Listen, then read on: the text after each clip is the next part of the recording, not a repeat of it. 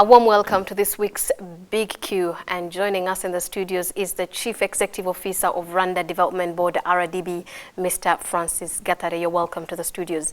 Thank you. Thank you for having me. It's a bit different, but today I'm going to start by congratulating you, and not only you, Rwanda in general, for the recent, that was yesterday when we were ranked 9th for the RMB Global Market Survey on attracting foreign direct investment. So you're doing a good job. Kudos there. It's important to be among the top 10, and it's a recognition of all the reforms that this country has been putting in place to attract investments and to make it easy to do business.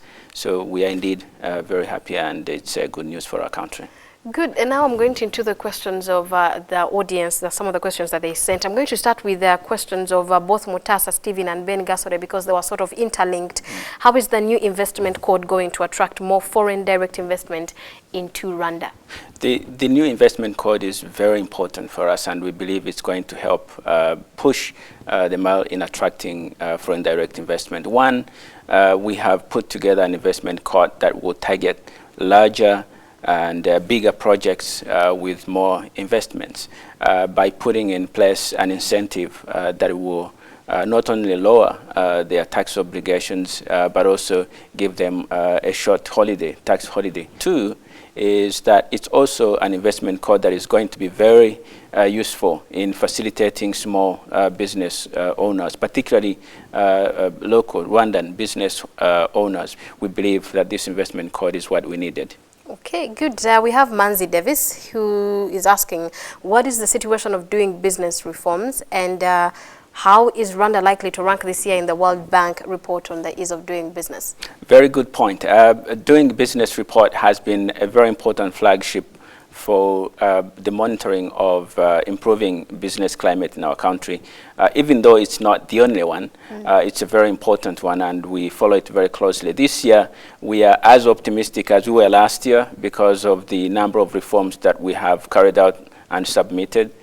We cannot give a number at this stage, but we are very confident that there will be some significant number shifts looking better.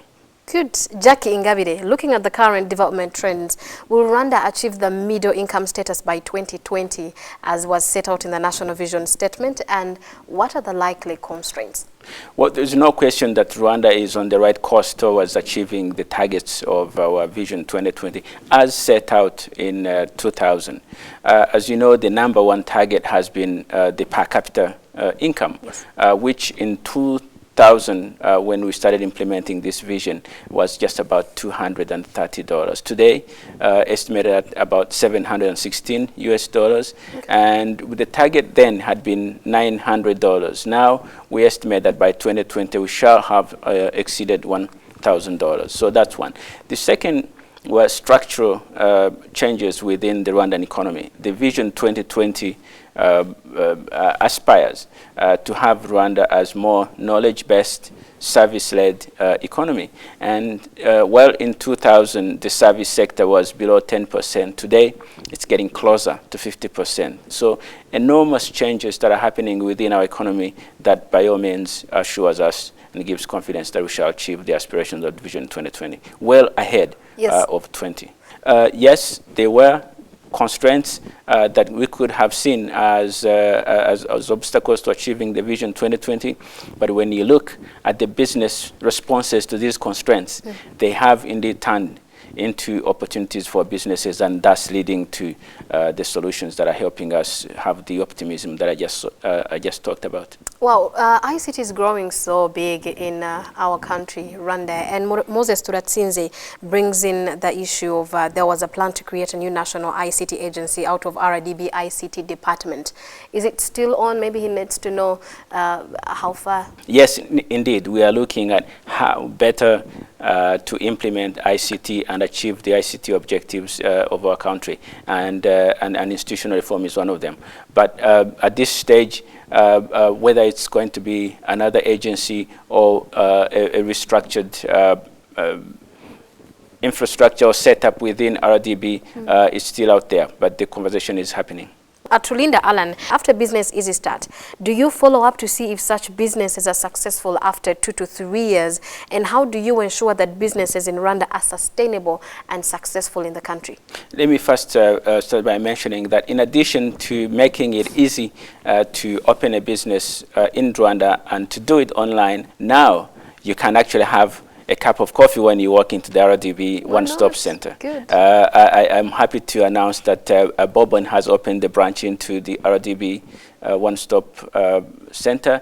When they do open businesses, we follow very, very closely to make sure that their businesses are thriving. You know, globally, more than 60% of small businesses that open end up closing within 1 year. Yep. So we want to make sure that that number is not a reality in Rwanda. In addition, we have an aftercare service within RDB that follows very closely what the experience of investors are, particularly those investors that require facilitation, mainly foreign investments that may not know the administrative and the cultural and social infrastructure of our country for them to operate their businesses successfully. Okay. And that also ensures that we follow very closely to do that. Now, as the numbers grow, it becomes increasingly more difficult to follow one-on-one. Okay.